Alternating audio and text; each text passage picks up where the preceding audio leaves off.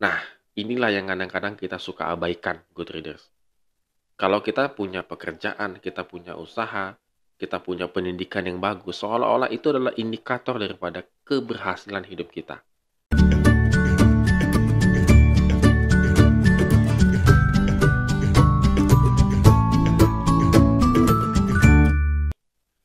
Shalom good readers, hari ini kita bersyukur karena Tuhan tetap kembali memberikan kita kehidupan dan juga berkat-berkat yang berlimpah ya, kesehatan kita dan juga aktivitas kita. Dan kita akan kembali juga akan merenungkan firman Tuhan dari Mazmur pasal 73. Tetap semangat untuk membaca firman Tuhan. Mazmur ini merupakan mazmur ratapan pribadi gitu ya, yang dia ungkapkan kepada Tuhan. Kita bisa melihat ada kata tetapi aku yang muncul di ayat kedua, 22, 23, dan 28. Hal ini menunjukkan bagaimana dia protes sebenarnya kepada Tuhan. Apa yang dia protesnya?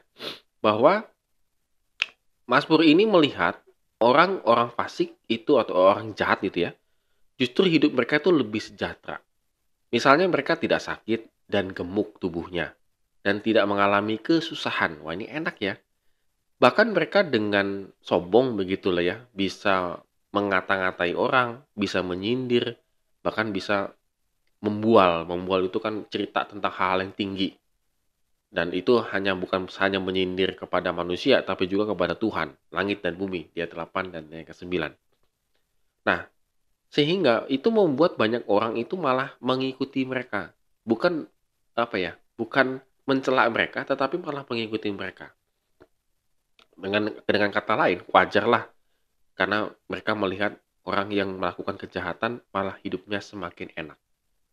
Nah, sebaliknya, si pemazmur itu berusaha untuk hidup tulus dan bersih. Justru mengalami sejumlah kemalangan, seperti kena tulah atau kena hukum setiap hari di ayat ke-14. Pemazmur menghadapi semua ini hampir jatuh dan terpleset, artinya benar-benar malah ingin hidup dalam dosa begitu ya.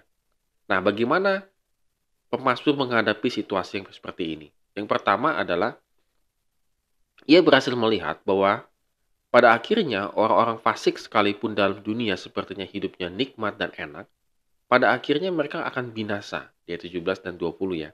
Dengan demikian, kondisi manusia yang baik dan nikmat dalam kehidupan bukanlah tanda bahwa mereka sedang berjalan bersama dengan Tuhan. Nah, good readers ini paling penting ya. Kita untuk menjadi sukses itu penting. Menjadi kaya itu silahkan. Boleh ya, menjadi kaya itu tidak dosa. Tetapi indikator keberhasilan dan kesuksesan kita itu bukan berarti menunjukkan hidup kita itu di dalam Tuhan. Itu berbeda masalah. Inilah yang dipahami oleh pemazmur. Dan yang kedua, pemazmur juga melihat menjalani kehidupan bersama dengan Tuhan itu adalah hal yang amat sangat penting.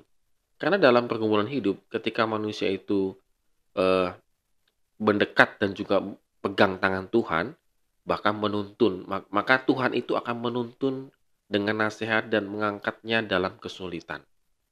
Artinya, good readers, pada hari ini kita belajar dari inti daripada pemazmur itu adalah mendekatlah kepadaku karena inilah yang terpenting. Nah, inilah yang kadang-kadang kita suka abaikan, good readers. Kalau kita punya pekerjaan, kita punya usaha, kita punya pendidikan yang bagus, seolah-olah itu adalah indikator daripada keberhasilan hidup kita. Saya katakan, itu tidak salah untuk menggapai itu. Tetapi bukan berarti keberhasilan kita bersama juga dengan Tuhan. Banyak orang melakukan usaha pekerjaannya, pendidikannya dengan cara-cara curang. Nah, di sini kita kembali diingatkan, yang terpenting, apapun yang kita lakukan dalam kehidupan kita, baik itu pekerjaan, usaha, dan seterusnya, itu hidup kita semakin dekat dengan Tuhan, bukan semakin jauh dengan Tuhan. Ini yang paling terpenting. Jadi, stop untuk kita mengiri kepada orang lain, menyalah-nyalahkan orang lain, dan seterusnya. Kita fokus supaya hidup kita semakin dekat dengan Tuhan, dan kita yakini justru kalau kita semakin dekat dengan Tuhan, kita semakin diberkati. Amin. Kiranya Tuhan menyertai kehidupan kita hari ini.